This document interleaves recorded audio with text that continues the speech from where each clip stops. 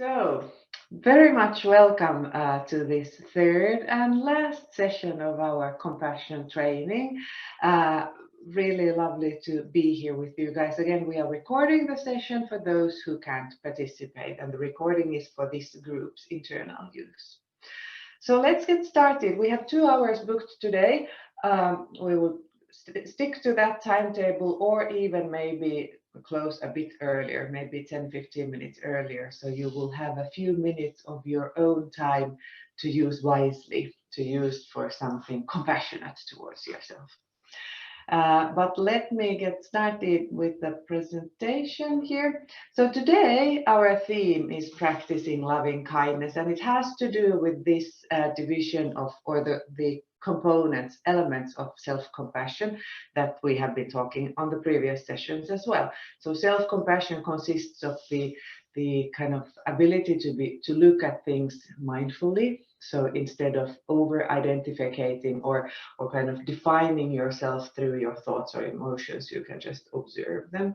And then being kind towards yourself instead of judging or blaming yourself. And then thirdly, having this understanding of shared humanity, that we all are just imperfect human beings, and we all make mistakes, and we all long for acceptance and friendliness and kindness. So this will be our theme today. But before we go to that, I'm really curious about your experiences since the last time we met, because you had your task, your homework after the last time was to talk kindly to yourself for at least one day, and to kind of observe your inner thoughts and the voice that you use when you are talking to yourself and when you're guiding or leading yourself, and trying consciously to talk in a friendly manner, accepting, loving manner even to yourselves. And I'm hoping that you did that. And I thought that what we might do now is that I will divide you into a few breakout rooms, and you can just share with each other how it felt.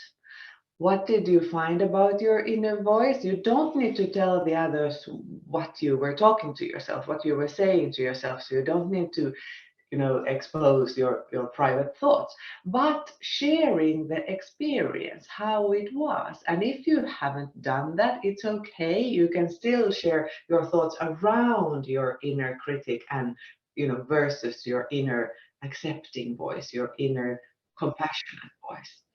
So let's use a few minutes in small groups, in breakout rooms, and then I will call you back, and then we'll share some thoughts together. So, okay, welcome back from your group discussions. Would you like to share something, some thoughts from each one of the groups, just freely, so that we others hear what you were discussing? So if you can just, try to kind of, whoever wants to speak up, please. From one from each group, please, or more. Let's take the group where Manuela was. I just see your name here first. So your group, please go ahead. Somebody from your group. Well, I can go. We were talking. There were 3 of us, and one person said that actually she kind of forget to do it, and that was okay. And then a couple of us were talking about that it was like a little bit painful exercise as well, because we were suddenly noticing how bad we are talking to each other, like not to ourselves. Yeah. And we were kind of surprised that it's almost like a bullying, and it feels really bad to realize that how worse that could be. But in the same time, we were thinking that it's good to say those things aloud, and like also think about the positive side and relax and meditate. And then we felt that it's really good that we have this conversation. So we felt like we are all like a kind, like to each other, and we are just humans. So we had really, really good conversation, actually. Yeah, that's lovely. Thank you. And that I mean, you need to kind of communicate with others to remind yourself that we are all the same. Actually, we all have the same experiences, and we are all quite harsh on ourselves. And then we think that everybody else are kind of somehow better or wiser or something, but actually we are all just as, you know, as how should I put it, irrational as everybody else is. Yeah. Thank you, Manuela. Thanks. Thanks. Let's take the next group. Now I can't remember who was in which group, so can you try to just somebody in another group say something? Yes, I was at least in another group 2. Yes. So yeah, we discussed together. It was really interesting and very very nice discussion. And it was, we talk about that it's good to hear others' experiences.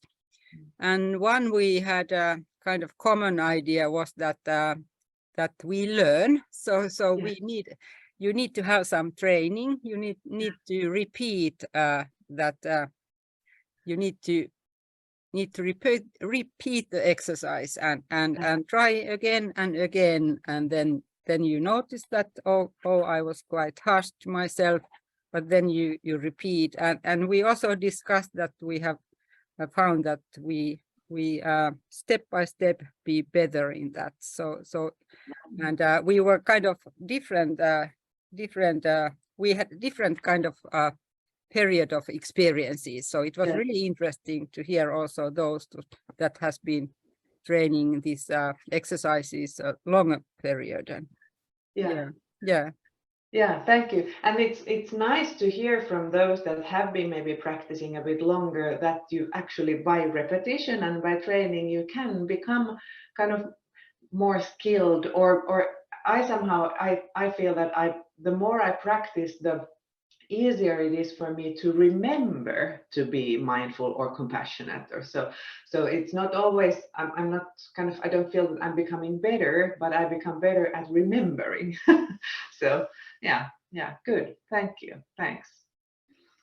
Lovely. And then we had a third group. Somebody from that group, please.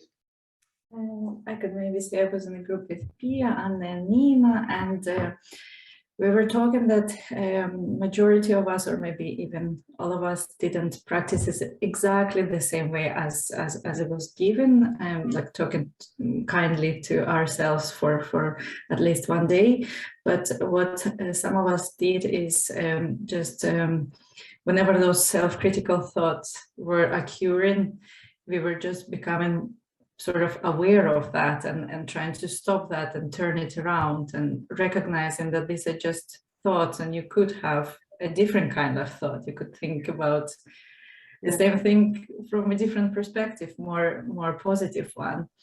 And also a couple of us sort of made more effort with our partners in terms of kind of like being kinder and less critical also towards them, not kind of like paying attention to or pointing out every single thing that is not going kind of like the way that we would like. And also we were talking that sometimes this like voice in our head is just like so loud and constant, and but maybe you don't always have to sort of shut it down. You could just kind of even accept that, okay, it's there, and you know, like I'm maybe just shouldn't kind of like pay attention to it as much as I do, and it's okay if it's there. Thank you. Something along these lines. Hopefully that was a correct summary. Yeah, thank you, Anastasia. And that's really the point, that we actually can't, you know, make the inner critic disappear or somehow silence down. It probably will there, and the more we try to resist it, the stronger it becomes.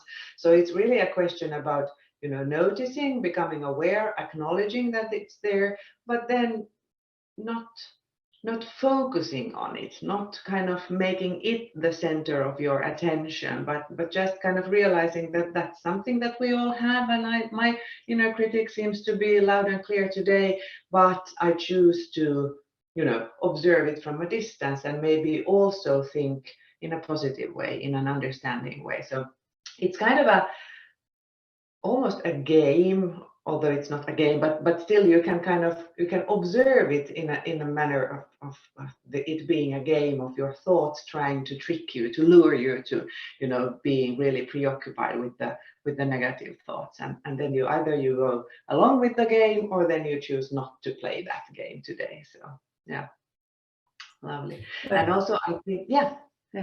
Oh, sorry. To that, I just wanted to ask, like, that for the past couple of years, I've been really like thinking and wondering, is it like that for everybody, or like for other people as well? But I'm really puzzled at how your own mind, like, even if you're like a positive person stuff, like, why does your mind wants to beat you down so much? Like, why does it almost like work against you sometimes? Like, even though it's your own mind. So it's really like puzzling to me that why does it happen? It is a puzzle, but usually there is even the inner critic has a positive intent. It tries somehow to guard you, or to, take care of you, or save you from failing, or save you from making mistakes or something like that. But it takes too big role, and it makes things seem worse or more difficult than they actually are. But somewhere there deep down, it probably has a good intent. So that's also why it's good to somehow acknowledge that, okay, I hear you, you're trying to minimize me, you're trying to ridicule me, and I understand that you have a point there, but this is not the way to do it. So somehow negotiating with your inner critic.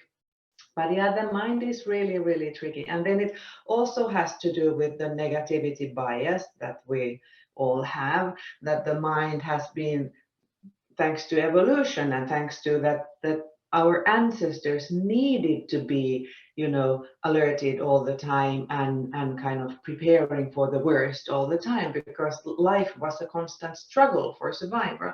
So we have this negativity bias that we tend to focus on the negatives, and that applies to our surroundings, but also to our inner world, that we tend to focus on the negatives, unfortunately. And it doesn't serve us anymore, or because we don't, we are not fighting for our lives all the time, but our minds are now creating that sense of danger somehow, that then turns into a negativity bias in our minds as well. So yeah, it's not easy, but that's why it's so important to become aware of these functionalities of the mind. And then when we become aware, then we can start kind of relating to those in a different way, and so that we are not just, carried away by our thinking models or paradigms or beliefs, but we understand that, okay, this is one way of thinking, one way of talking to myself, and then maybe I can also try to practice another way. But the first step is that we become aware. But that's why we are here. That's what we're trying to do here. So, and it sounds to me that in all of your groups, even if you did not do the exercise as such, that talk to yourself kindly, but you have, at least you have been starting to think along these ways. And as you said, Anastasia, as well, that you kind of recognize the moments when the inner critic is speaking to you. And that's the first step, the becoming aware step. And then you just keep on doing that and try to remember that more and more often. And then maybe slowly you can add a compassionate voice there as well. Yeah, good. Thank you. And thanks for all the comments and all the group discussions. It's really lovely that you get to share with each other as well. So good. So the kind of the thought behind here is this, that what we pay attention to grows. And if we pay attention to negative situations or emotions or negative inner world, we kind of we pay attention to that inner critic and the bullying that we do to ourselves, well, then that is what will grow. But if we then start paying attention to the other side as well, we start adding positives, we start adding friendliness and kindness, well, then that will grow as well. And then if they grow in parallel, maybe at some moment the positive will grow even bigger. But you can't just make the negative disappear, but you actually you just need to let that be and then focus on the positive or the compassionate part. Lovely. Thank you, guys. But let's now move on to today's theme, which was the shared humanity and this common humanity that we all are a part of. And we can practice that through something that is called loving kindness meditation or metta meditation. Metta is a Pali word, a Sanskrit word that means benevolence or friendship, or wishing all the best to other people, thinking kindly, thinking positively of other people, being kind to people that we meet, because we never can know what they are going through, what their suffering is. And what we can be sure about is that everybody suffers. Everybody has their problems in life, their crises, their trauma, whatever. And even if it doesn't show on the outside, there is not a person in this world that would not have had difficulties or would not have suffered in one way or another. And that is kind of included in the metta, that we all, it may sound a bit gloomy somehow, but as we all share this humanity, it means that we all share suffering. And that is a basis for us to kind of being able to somehow feel that joint suffering and understand that I am a part of it and you are a part of it and everybody is a part of it. And that's why we can kind of try to extend our compassion to not only ourselves and not only our nearest and dearest, but also to everybody in the world. People we know, people we don't know, people we love, people we hate, and everybody there in between, because in the very core of it, we all are the same. And that's the kind of the philosophy of the metta meditation. It's a specific form of meditation. We're going to do a metta meditation here today, and you have one in your applications as well.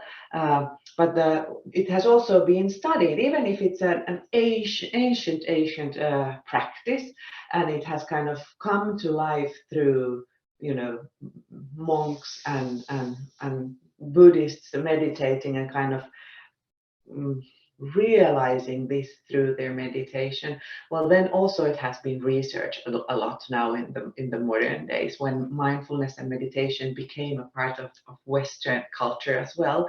There's a lot of research around this. And when we do these metta meditation practices, we grow our skills of being happy, noticing the good in life, appreciating, feeling gratitude, and that pay attention to what you pay attention to. It also grows or kind of supports our ability to connect with others, because when we are doing this metta meditation, we really kind of deeply understand that we all are the same, and we instead of isolating ourselves from others, for example, because of our own suffering, that I'm suffering and I can't speak about this to anybody else, or I'm too ashamed or something, we understand that everybody suffers, and that kind of relieves us from that self-isolation so that we can reach out to other people. And then it also affects our brain and our brain activities. So we become more skilled in emotion regulation and managing stress, and even our physical immune system is strengthened when we do this. So this has been measured that people who meditate, first of all, whatever kind of meditation, but especially metta meditation, they have a stronger immune system than people who don't do that on a regular basis. And I have to say that my own experience, I've been practicing mindfulness for a decade, maybe, sometimes more and sometimes less, but in some way it's present in my life all the time. And during this decade of practicing, I have not been as ill, catching as many flus as I did before. And the first years when I was really, diligently practicing, I did not have one flu during maybe 3 or first years of my practicing. Really, and I ain't kidding you. But now I had the COVID, so that you can't avoid COVID with mindfulness. but still, so it's not only people who are really, you don't need to be a monk and live in Tibet to get these benefits, but you actually do get those if you just practice, constantly, just a few minutes per day. But if that is a part of your life, that it's a routine, it's a habit, it will strengthen your mental and physical immune system.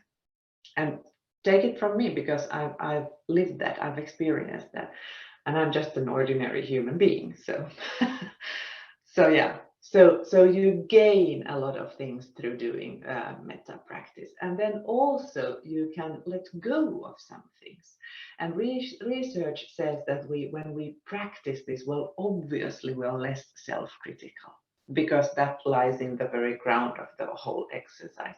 But then also, as I already mentioned here, we are less we are building less fences around us, mental fences around us, or emotional fences around us. So we are not isolating ourselves so much from others as we otherwise might be doing.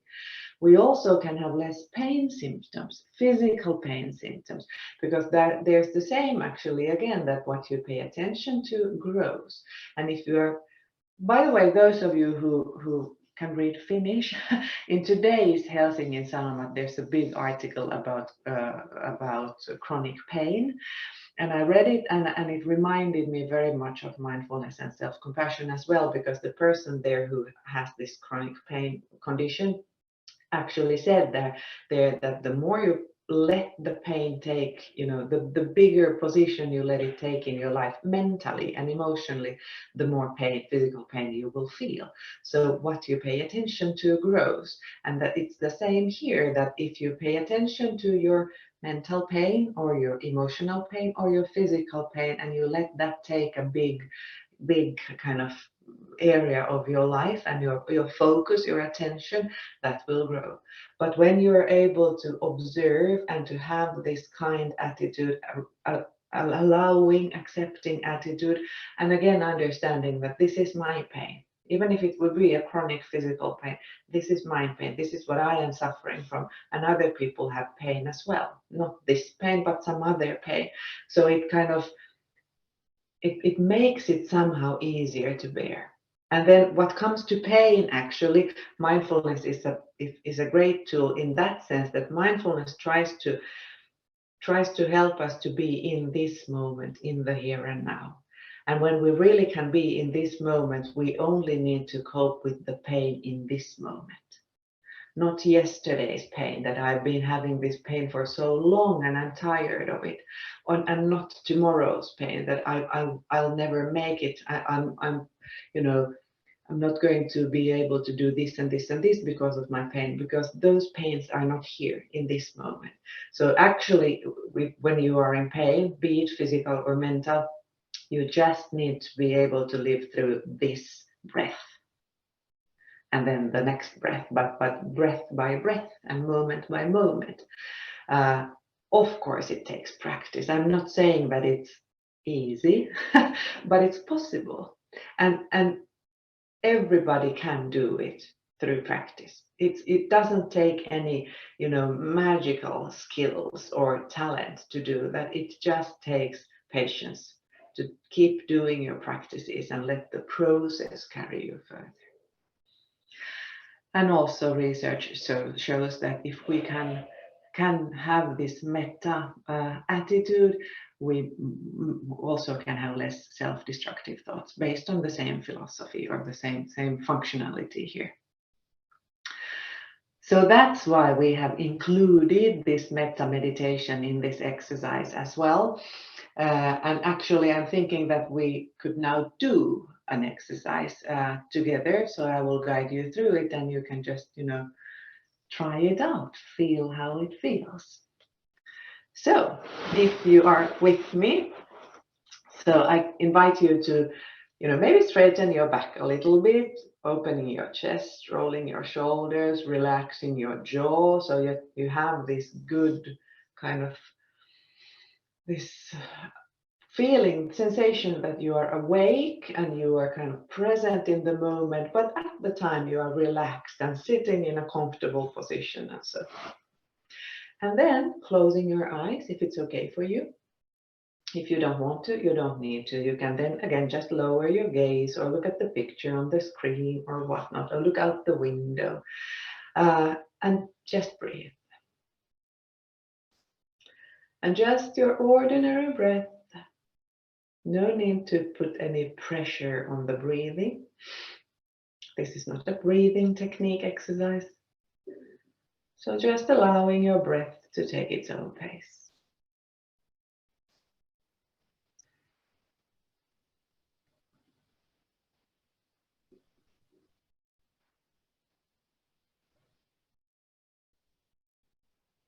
And recognizing how it feels to sit here and breathe.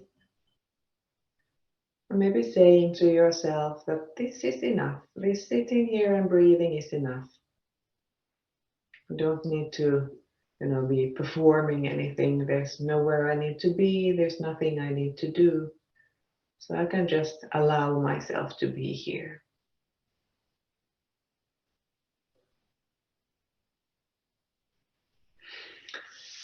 And now I ask you to think about a person who is very near and dear to you. It can be a family member, it can be your partner, it can be your best friend, somebody from your childhood. It can also be a pet. If the kind of the person or the being that makes you feel really, really well and loved and all cozy, if that's a pet, it's totally fine as well. But try to see this, I'm not going to say person because it's easier to say it that way, but be it a person or an animal, but try to see this person in your mind's eye so that they would be there standing in front of you. And just look at that person and what they mean to you and how much you like them.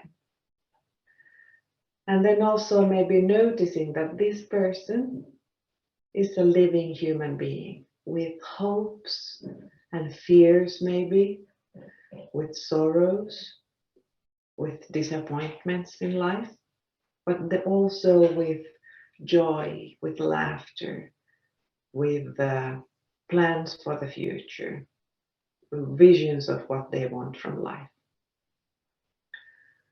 So this is a true whole human being, not perfect, but perfectly imperfect and lovable as they are.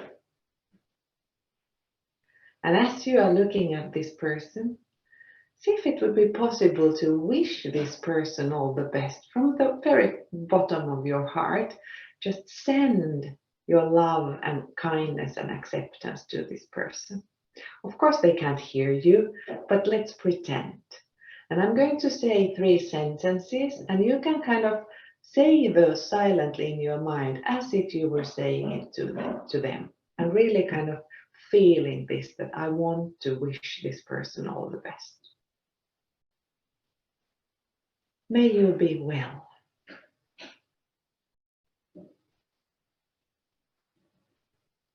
May you be happy.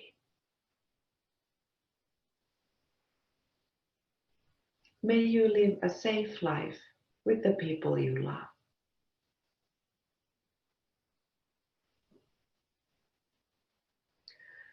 And just feel how it feels within you when you're sending this loving kindness to this person that you love.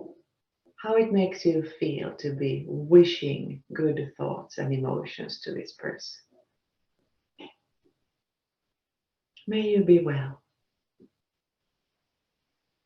May you be happy. May you live a safe life with the people you love.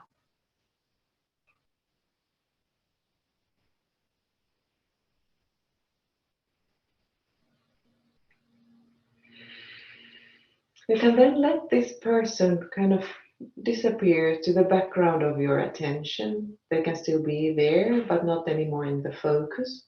And now, instead, try to bring there into your focus a person that is neutral to you.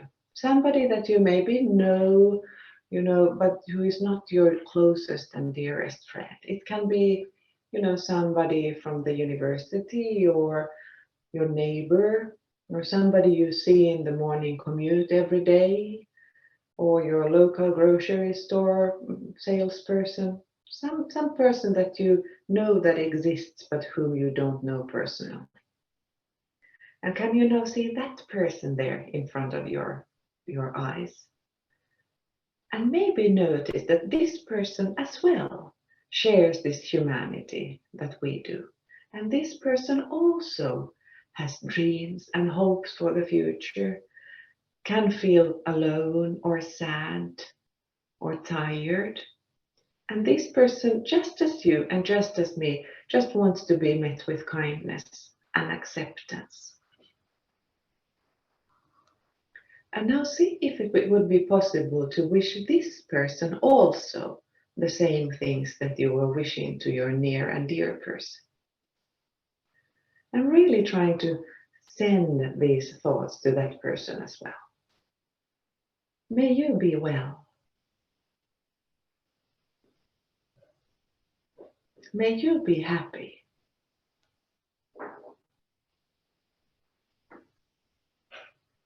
May you live a safe life with the people you love.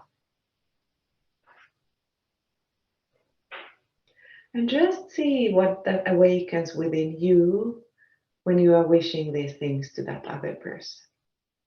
Just noticing what arises in your thoughts and in your emotions and even in your body.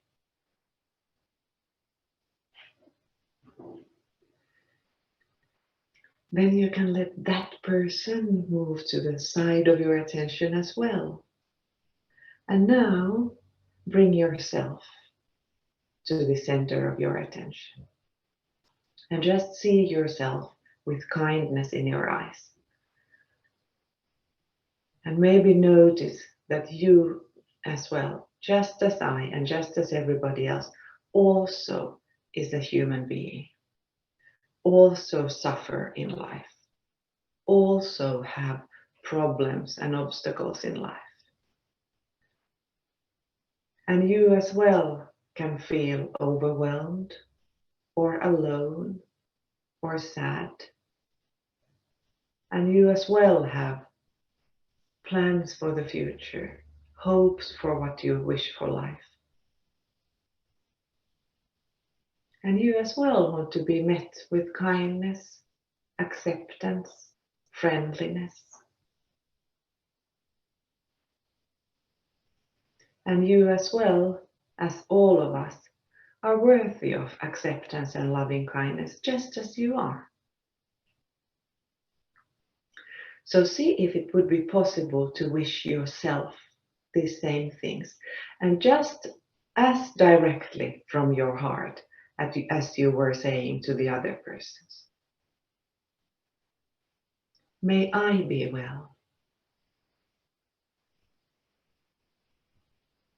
May I be happy.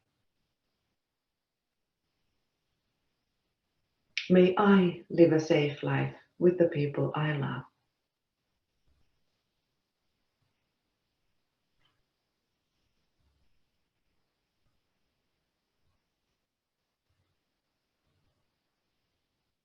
And if you notice that it's difficult somehow, that you notice some kind of resistance, just acknowledge that. Breathe through that. And remind yourself that those are only thoughts. And you are totally allowed to wish yourself all the best. May I be well. May I be happy. May I live a safe life with the people I love.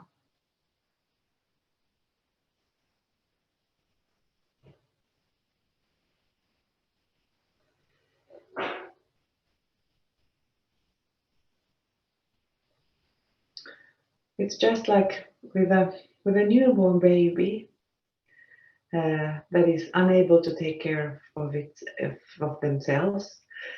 A parent, mother or father or anyone else, adult person taking care of that baby, takes the baby into their arms and just, wish them all the best because they are so tiny and they have everything ahead of them and they are so, helpless. The adult, the mother or father, for example, holds the baby in their arms and wishes them that I so wish that you get to be happy and healthy and well and have a safe life. That's the kind of sensation that the parent wants to kind of signal to the child. Now we cannot anymore sit in the laps of our parents, but we can give that same signal, that same sensation to ourselves with just as much compassion and kind of emotion as a loving parent gives to their newborn child. May I be well.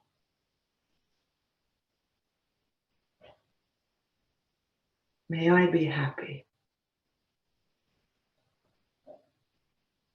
May I live a safe life with the people I love.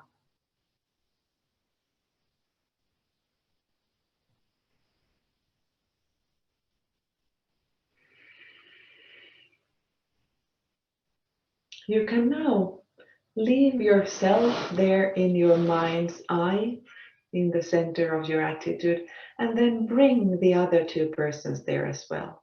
The neutral person, the one whom you don't know that well, and then the near and dear person, your beloved person. And see if it's possible to see all the three of you there in your mind's eye at the same time. And recognize that you all are the same. You all are human beings. You all have flaws. You all make mistakes.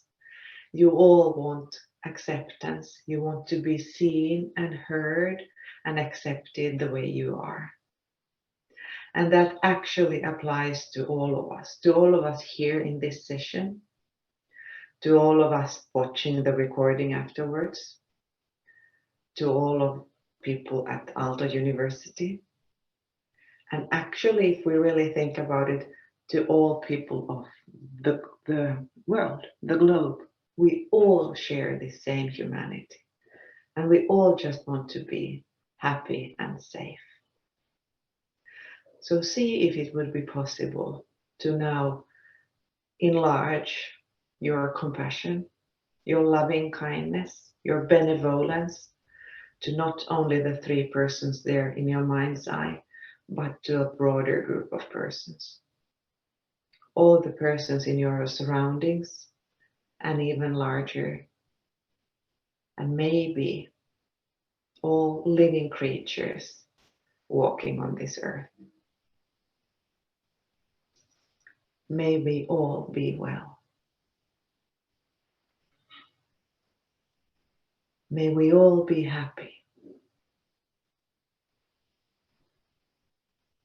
May we all live a safe life with the people we love.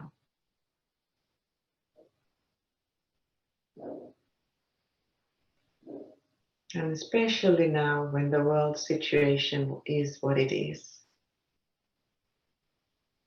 See how it feels to include all people who are suffering, all those who are afraid, all those who are grieving,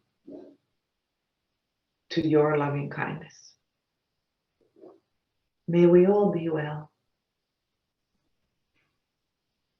May we all be happy. May we all live a safe life with the people we love. And as you are now sending out this loving kindness, notice the flow of compassion that is happening within you. And that is also that you are sending from yourself out to the world. And notice the compassion and loving kindness flowing to your direction. Let it in as well.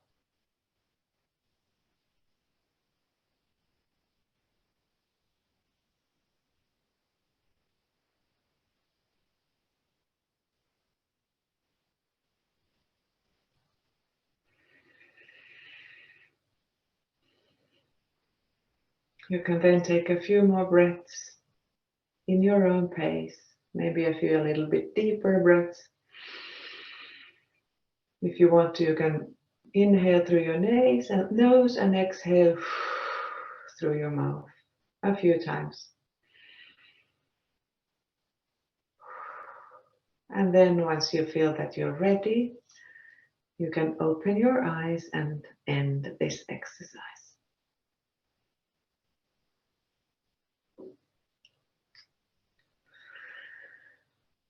So that was a metta meditation, loving kindness meditation.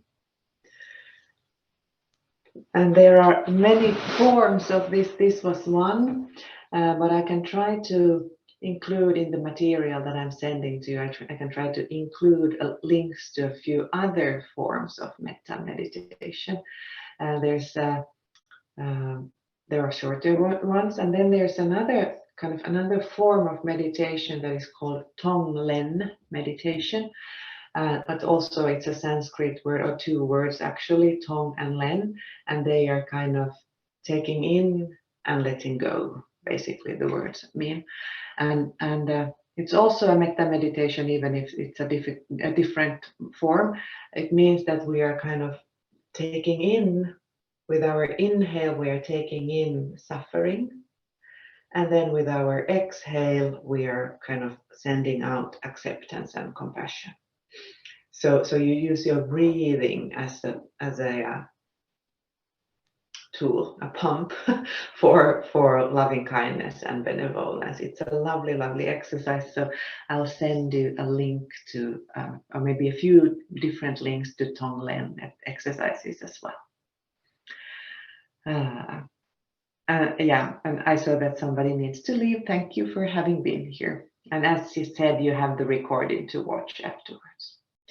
But actually, I think we're going to take a break here. And you can kind of try to rest in this sensation of loving kindness and benevolence. So maybe make yourself a nice cup of tea and just, look out the window and think of nothing. Rest within and stay within these sensations and these feelings. So don't go dive into your emails during the break.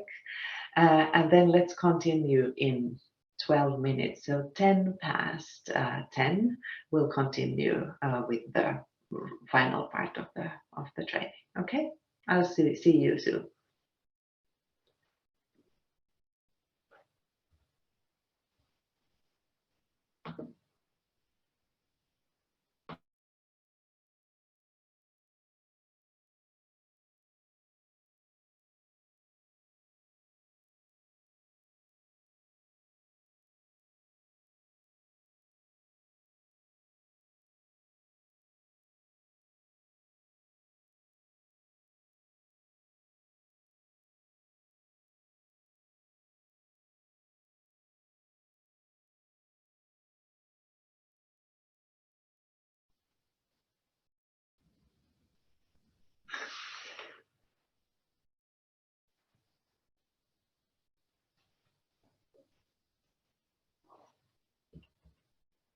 Good. Thank you, Anne.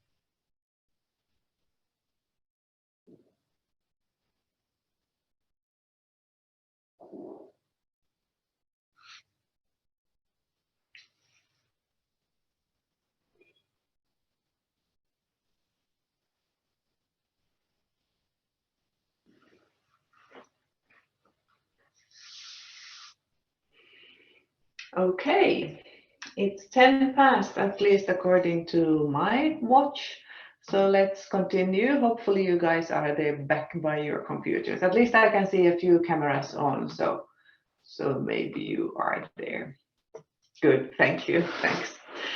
So we have actually one more theme to go that has or goes hand in hand with everything that we have been talking about during this training, and that is gratefulness, which is also a skill that can be practiced and that we can become better at, because it does not mean that our lives would somehow magically become so great that we are grateful for everything that that lovely that is happening to us, but more it's a question of again paying attention to what you pay attention to. And even in the deepest and darkest of moments, there is something that we can be grateful for. It's not always so easy to notice those things, especially if you're having really a hard time. It's not easy, but it's still possible. It's still there, and we can try to help ourselves, especially when we are struggling, especially when we are having a hard time. We can try to kind of accept that moment and then help ourselves, first of all, to support ourselves and carry ourselves with compassion, but then also to see even glimpses of good things in our lives, if possible. And the more we practice gratefulness, the more we find things that we are grateful for, the easier again that also becomes. So just as with everything else that we have been talking about in this training, these are skills that we can become better at. But the key point, the first step, is noticing, becoming aware, and remembering these things. And I'm not saying that it's easy. I'm hoping that you don't get the picture of me explaining here that just you're grateful, everything will be nice, because it's not so. Life is difficult, life is hard, but it's still possible to try to practice gratefulness any given day, also the bad days. But again, gratefulness is it's gratitude of small things, and that's the secret there, that trying to notice small stuff in your life. And gratefulness actually is quite a big word for some. So sometimes in some trainings we have been talking about what could we think about instead of gratefulness, because that's so huge. So one person said that things that make me happy, things that made me smile, things that I want to share with somebody else, thoughts that I want to share with somebody else. So those can be, sources of gratefulness. So it doesn't always have to be that profound somehow. But we can, as said, we can practice gratefulness. And here are just a few things that you can, if you want to, you can try to start paying attention to. So for example, just the small pleasures of ordinary life, having a nice cup of tea. That's, by the way, my thing. Maybe I mentioned that the last time already, but that's my thing nowadays. I love this. I have found one, Pukka tea. This is not a paid commercial, but I found their refresh or rejuvenate or something, a red box of tea. Just lovely. And that's my small pleasure of everyday life. I drink a cup of tea and I love the smell and taste of it. No big deal, doesn't take much of time, but actually makes me quite happy every day when I drink my tea.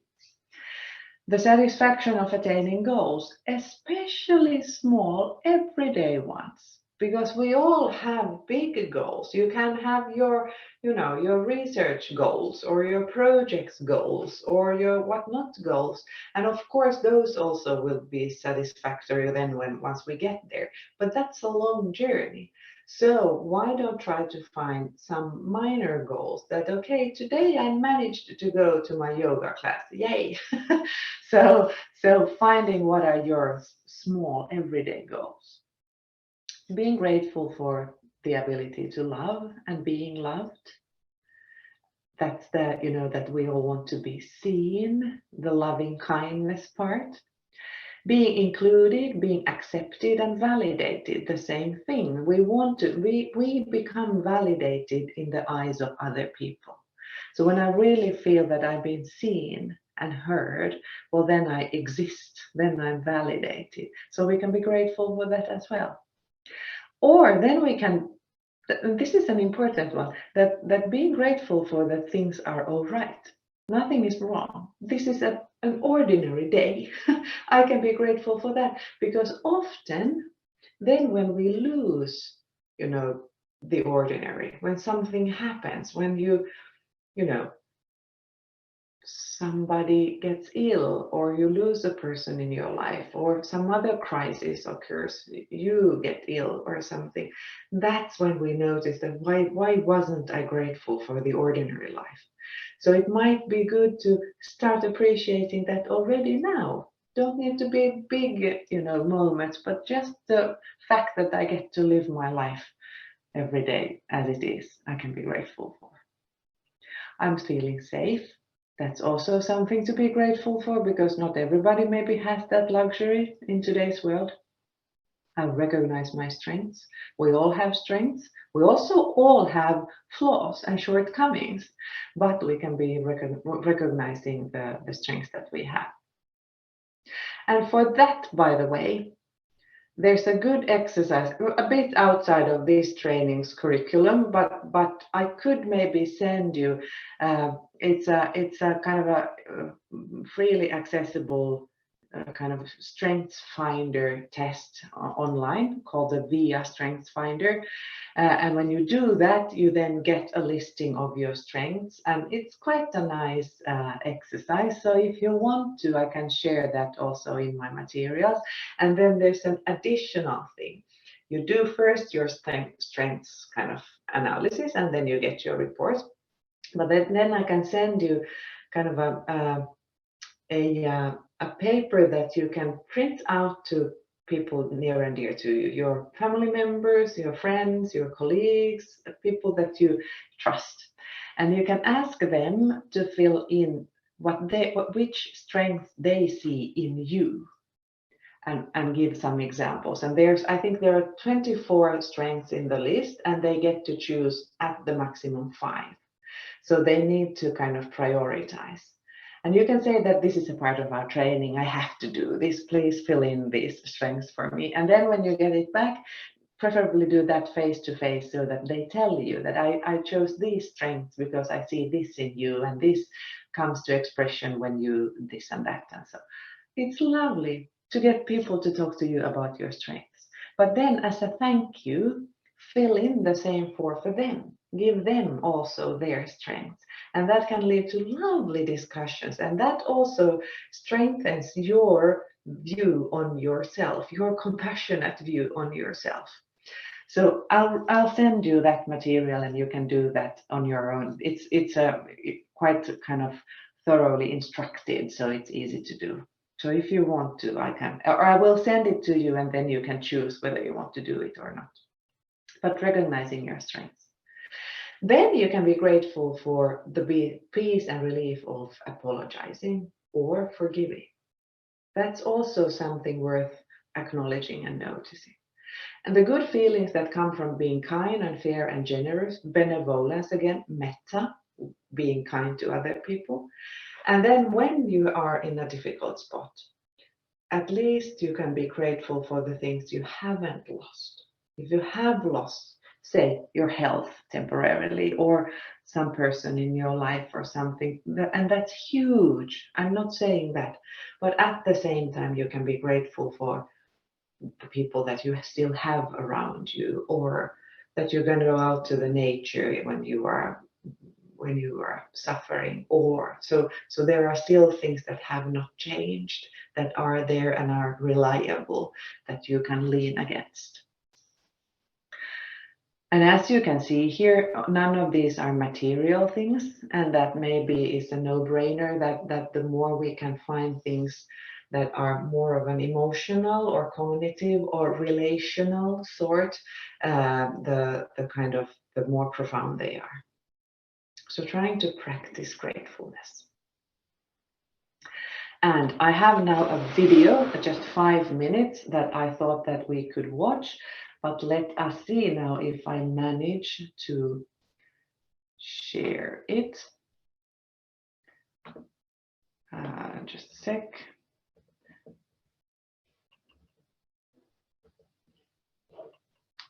Where am I here? I'm trying to share.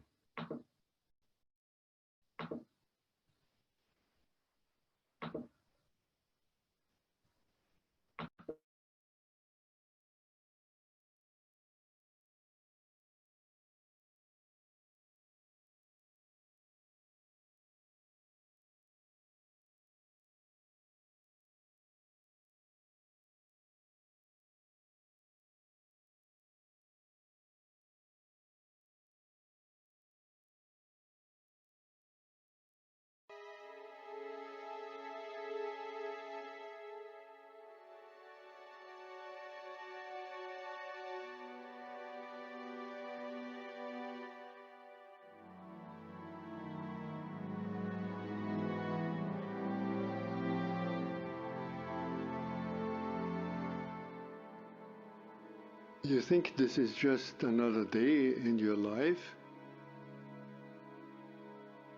It's not just another day. It's the one day that is given to you today. It's given to you. It's a gift. It's the only gift that you have right now, and the only appropriate response is gratefulness.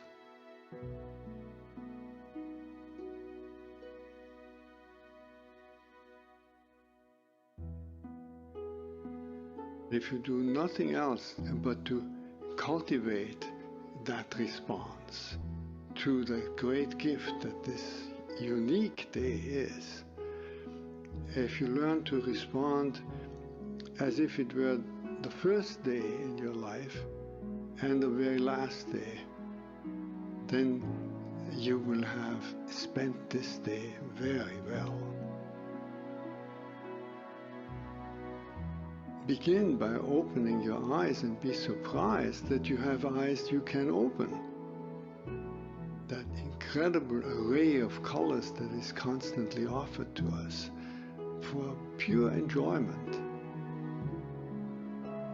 Look at the sky. We so rarely look at the sky.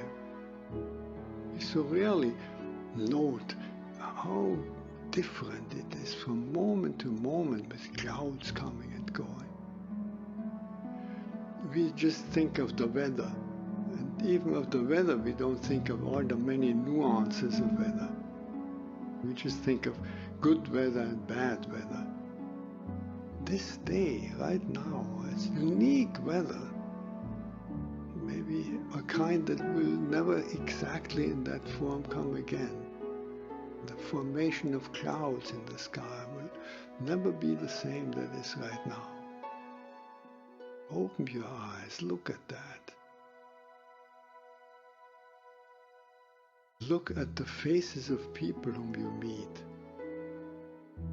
Each one has an incredible story behind their face. A story that you could never fully fathom.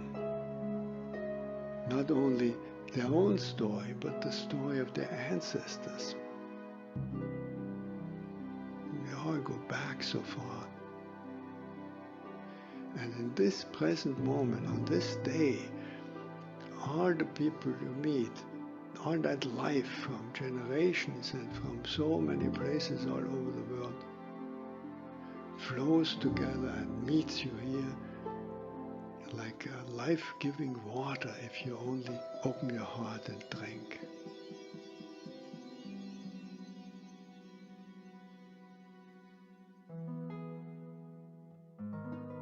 Open your heart to the incredible gifts that civilization gives to us. You flip a switch and there is electric light. You turn a faucet and there is warm water and cold water and drinkable water. It's a gift that millions and millions in the world will never experience. So these are just a few of an enormous number of gifts to which we can open your heart. And so I wish you that you will open your heart to all these blessings and let them flow through you. That everyone whom you will meet on this day will be blessed by you.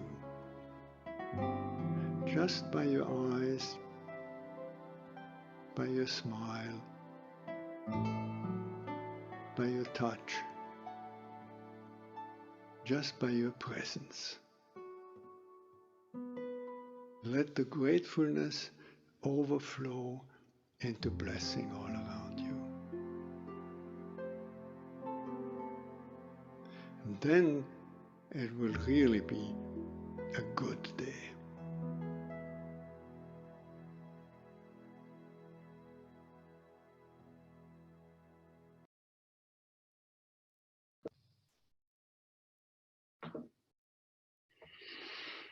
So that was a video, a good day. Quite lovely, isn't it? I will include the link in my materials as well if you want to go back to it or maybe share that with somebody. But somehow I think there in 5 short minutes he managed to say it all, really. And I've seen the video many times and I find it touching every time. So and yeah, I need to show this video to my teenagers. Yeah. Somehow I think that well, that's the message I'm trying to say as well, but he said it so much more elegantly, but that there is, if we just live this day with that wisdom, that's enough. We don't need to think about, you know, the coming days or the days that already have passed. But if I can live this day so that my presence is a blessing to other people, well, what more can I ask for? So I'm hoping that you also find that as touching as I did. Now then, dear friends, I'll share my presentation again. We are about to reach the very end of this training, and what I wish that you got from these sessions and the program and the thoughts that I've tried to share here would be kind of this, that you would feel that you have this living compassion with you. You are living compassionately, and that also compassion is a living thing for you. And I think I said in the first session that we are not trying to become perfect in any ways, but we're just trying to be a compassionate mess because life is a mess and we all are a mess. And we are, as we now know, you know, human beings that are far from being perfect. But somehow in all that messiness, having this compassionate view on ourselves and also on others. And this picture here somehow tries to kind of give you the message that this compassion is in how we see other, that we somehow send these messages, not saying them out aloud, but sending them in our behavior, in how we look at people, what kind of energy we send out, how we are present. We want to signal to other people compassion, which means that I see you, I'm here for you, I see you, I validate you, your being, I trust you for the person who you are, and you are enough. You don't need to be anything else. You are enough and perfect as you are. So that we would somehow signal this to other people, to the people that we meet in our days. But also this picture is, you can see this as seeing your own reflection. So seeing yourself, looking at yourself with compassion, living compassionately in your own life, self-compassion. So that you say to yourself that I see you. You know, I hear what you are going through, I see you, and I trust you. You know, you are doing the best you can and you are enough. So if we are able to give this sensation to ourselves, and if also notice that this does not ask for perfection, this does not ask for you are enough then when you have this and that, but this is kind of radically accepting ourselves as we are in the here and now, regardless of what we have done or not done, or what we have thought or not thought.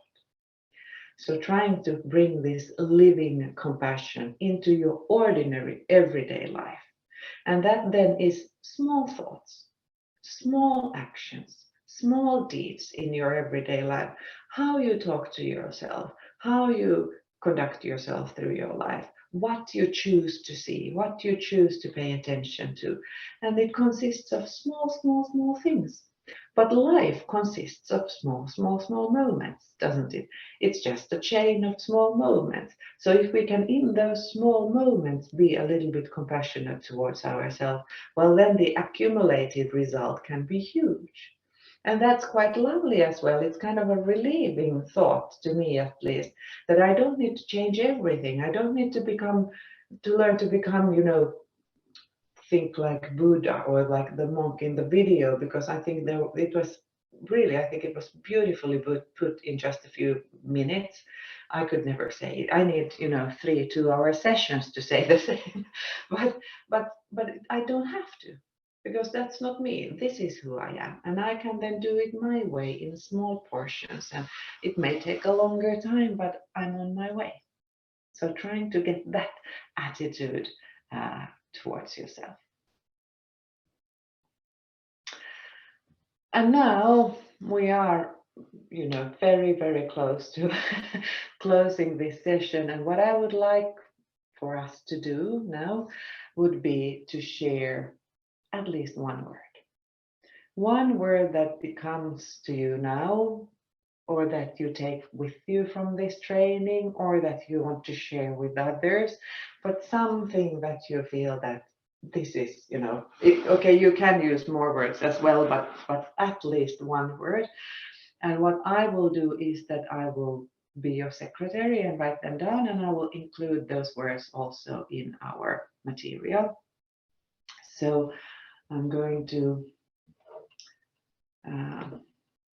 just a sec, sorry for this jumping back and forth, but you should now be seeing my, so here.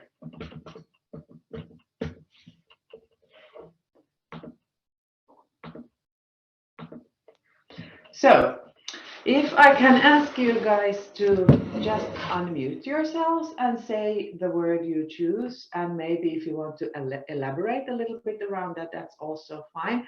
And I'm guessing maybe it's easiest if we go according to the list that I see here on my screen. So the first one out is Manuela. Yeah, I feel emotional. Mm-hmm.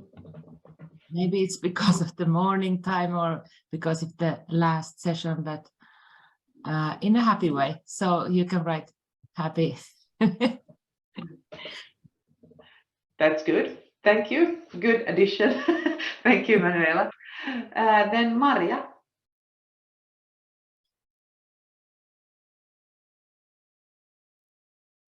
Can you hear me? Yes. Good. So my word is appreciation. So this today and this exercise and small group discussions, I just started to feel a very overwhelming appreciation. Thank you so much, Eva. Thank you. Thank you, Maria. Thanks for those words. Amanda. Yeah, maybe I don't have a feeling to share, but something that I've come back to a lot and maybe would resonate with the group, and I'm sorry that it's in Finnish, but it's eiköhän. Eiköhän, okay. And this is actually from Lauri Viita. Okay. From a poem on ja ei. But okay. in it there's this word eiköhän, which even though it comes from a sort of the negative word of a, a lot of hope in it, I think. Oh, yeah, good. Thank you. How would you translate that to English? Just free Yeah, translate. it's difficult, right? Couldn't it be? Yeah, couldn't it be? Couldn't it happen?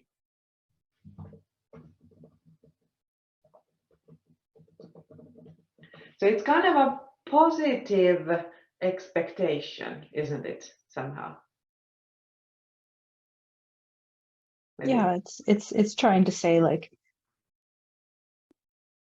there's something we could look forward to, and Yeah. maybe Yeah. even in Yeah. a dark place. Yes. Lovely. Thank you, Amanda. I need to look up that poem. I'm not familiar with that. Thank you. Thanks. Then next is Pia.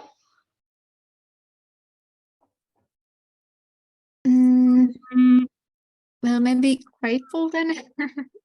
Yeah. Grateful.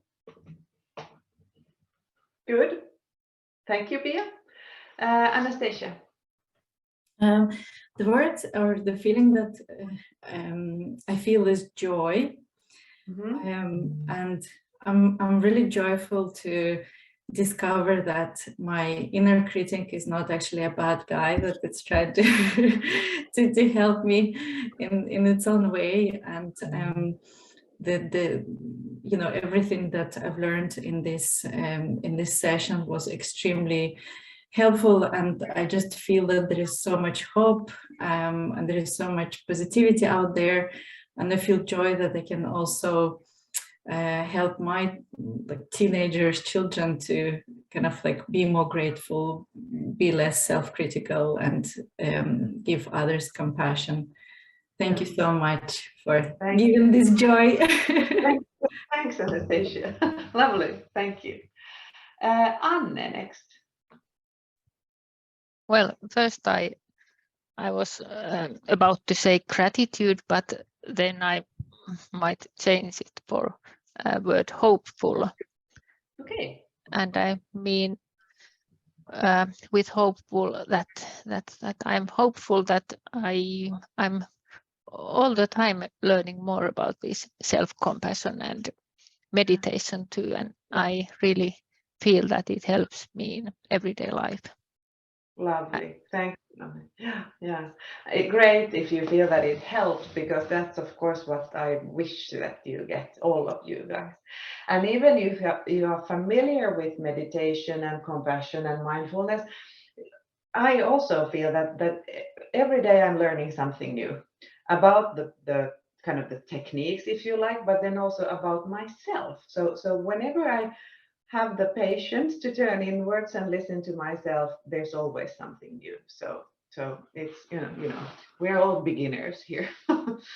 Yeah. Thank you, Anne. Signe, Anita.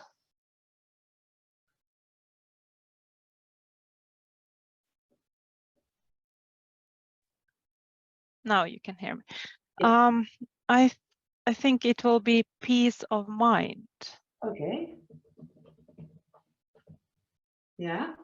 Yes, maybe we have an illness in the family, and I see this as a monster, an enemy that I'm constantly fighting. And I think up till this point, I have needed to see it as such. It's something that I've been able to, be mad at, angry at, but the compassion exercise is pushing me in a different way, and I will take this monster into that and befriend it, because it's really in a tough position. It's probably been placed there without its will.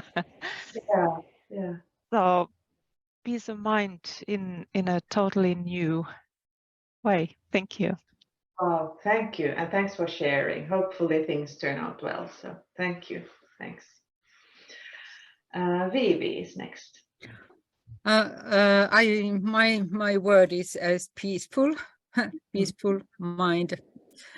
And I feel that after this session, it really kind of helped me to calm down and see this day as given for the one day in my life, and I can now more easily live with all the things that will going to be happen during the rest of the day. And so this really helped me to have this kind of peaceful mind. So thank you a lot. Thank you. Thanks, baby. Thank you. Lobna. Hi. I would say like 3 words. They are being kind and soft and flexible. And by that, I mean basically to not be very hard on yourself when you want to do something and you can't. Like, it's okay to be flexible with yourself and like, yeah, not having it like, okay, if I want to do that, if I didn't do it, that means like I'm not able or whatever. Like, that we need to be flexible and soft. And that's what I learned through the sessions. So thank you. Thank you. Thank you. Beautiful thought. Thank you. Thanks. And then Aki. Okay, can you hear me? Yes. Yeah, I would say remembering, because it's the first step that you need to take to show gratitude or compassion or anything. So remembering, was it what you said? Yeah, remembering. Remembering is the first step.